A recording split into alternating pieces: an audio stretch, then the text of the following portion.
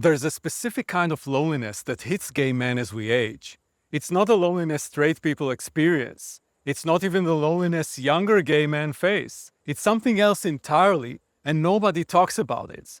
Today, we're uncovering what's really happening, why the usual advice fails us, and what some men have figured out that actually helps, even when the whole system seems rigged against us. Now, when you look at what's going on in the gay community today, there's this ageism and worship of youth. You know what happens when you walk into most gay spaces. Many judge others by their looks and focus on surface level connections and hookups. There's not much space there for the depth, the real connections so many of us crave.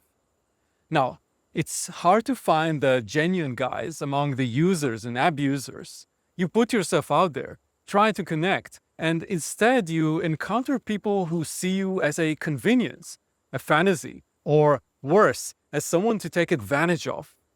After enough of these experiences, you start to lose the basic ability to trust others, and you wonder if authentic connection even exists anymore.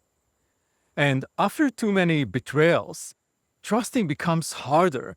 How many times can someone cheat on you, lie to you, or abandon you before your ability to open up just shuts down?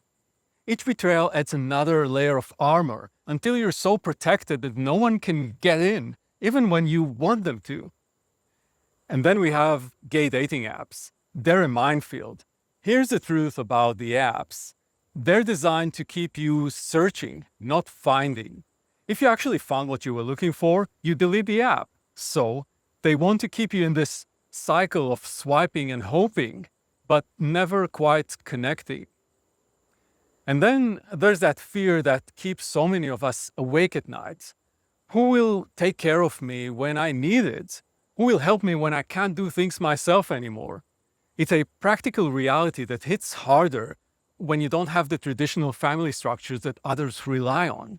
And whether you lived through the AIDS years and you lost the people you thought you'd grow old with, or you're slightly younger and inherited this fractured community, we're all dealing with the aftermath of trauma that nobody prepared us for.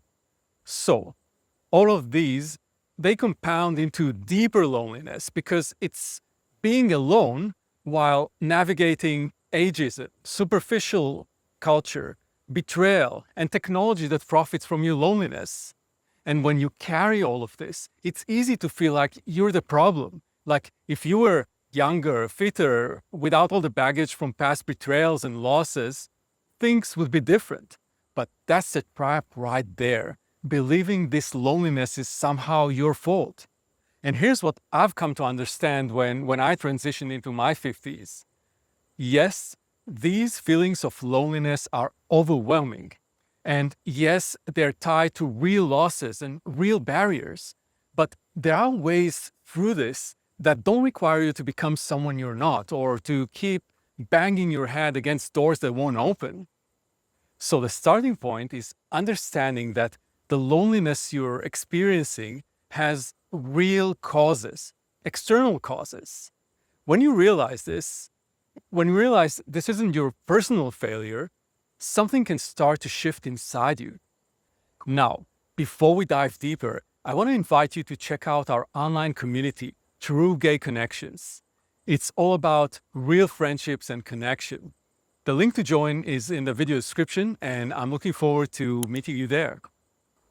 Now, one thing that can really help is letting go of spaces that no longer serve you. Those environments that worship youth and make you feel invisible, they're not going to suddenly change. The energy you spend trying to be seen there, you could use it in places where your experience and maturity actually matter. Here's a comment I got to one of my videos. He's 72 and he writes, "I make myself go out and join groups. The Gay Men's Book Club, the Friday Lunch Boys. I make a lot of friends that way." And another viewer wrote, "I met my best gay friends at gay sports groups." And this one too. "I don't do bars, apps, or hookups. Never did and never will. I meet friends at chess tournaments, libraries, and educational conferences. If you're around big cities, going for internet-based groups and meetups is a great way to find alternative spaces to the unwelcoming gay bars and apps.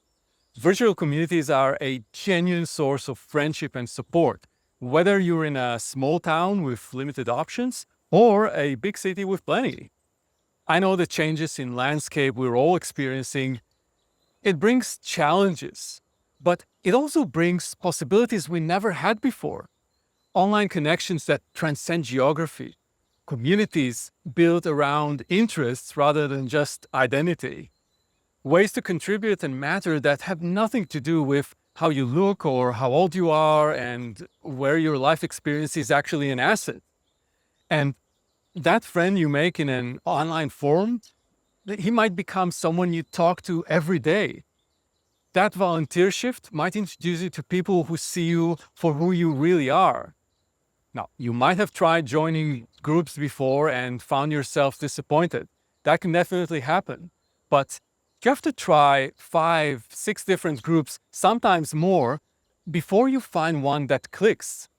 Just make sure you're coming not desperate for connection, but rather just to have a good time, doing something you like.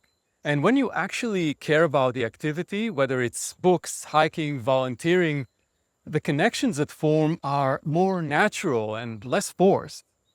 The key is starting small.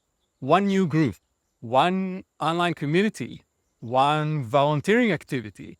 Not because these single actions will transform everything overnight, but because each connection you make weakens that hold that loneliness has on you. Even if it takes years to build a strong social network, the first few months of just getting out are better than sitting at home. What matters is that you begin, that you take one step forward for connection, even when it feels pointless, even when past betrayals make you want to stay protected, and even when the world seems designed to overlook you. Your loneliness is real, but it doesn't have to be permanent. The barriers are real, but they're not insurmountable. And most importantly, your need for connection, love, and community is valid at any age. And if you found unexpected places to connect, share them in the comments here. You might help someone else who's struggling. Love you all.